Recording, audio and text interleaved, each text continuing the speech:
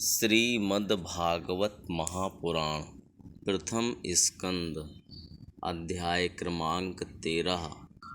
विदुर जी के उपदेश से धृतराष्ट्र और गांधारी का वन में जाना। श्लोक क्रमांक 15 के पश्चात। युधिष्ठिरो लब्धराज्यो दृष्ट्वा पौत्रं कुलन्धरं भ्रातृभिर्लोकपालाभैर्मुमुदे परया श्रिया। एवं ग्रहेषु सक्तानां प्रमत्तानां तदीहया अत्यक्रामदविज्ञातः कालः परम दुस्तरः। विदुरस्तदभिप्रेत्य धृतराष्ट्रं भाषत। राजन्निर्गम्यतां शीघ्रं पश्येदं भयमागतं।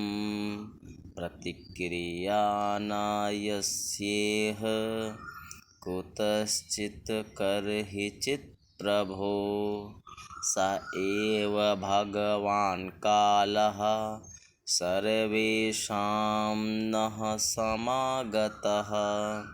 येन चैवाभिपन्नोऽयं प्राणैः प्रियतमैरपि जनः सद्यो वियुज्येत किमुतान्यैर्धनादिभिः। पितृभ्रातृसुहृत्पुत्रा हतास्ते विगतं वयः।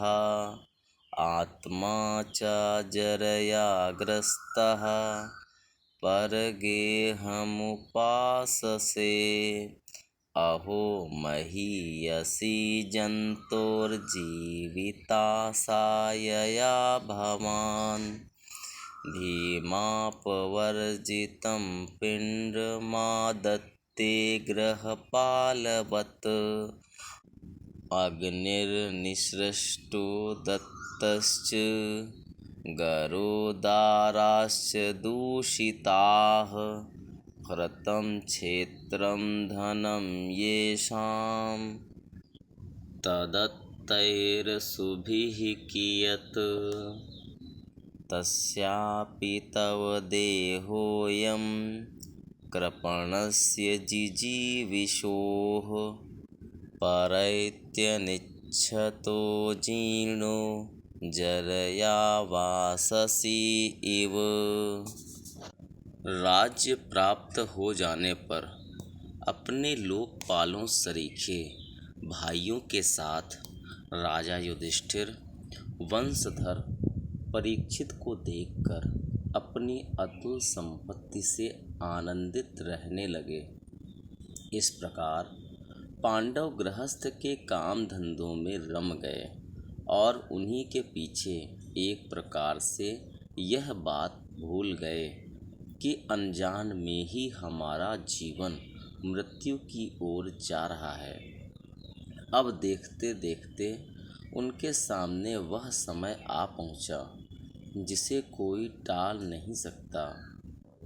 परंतु विदुर जी ने काल की गति जानकर अपने बड़े भाई धृतराष्ट्र से कहा, महाराज देखिए, अब बड़ा भयंकर समय आ रहा है।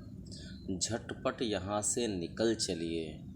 हम सब लोगों के सिर पर वह सर्वसमर्थ काल मंडराने लगा है, जिसके टालने का कहीं भी कोई उपाय नहीं है।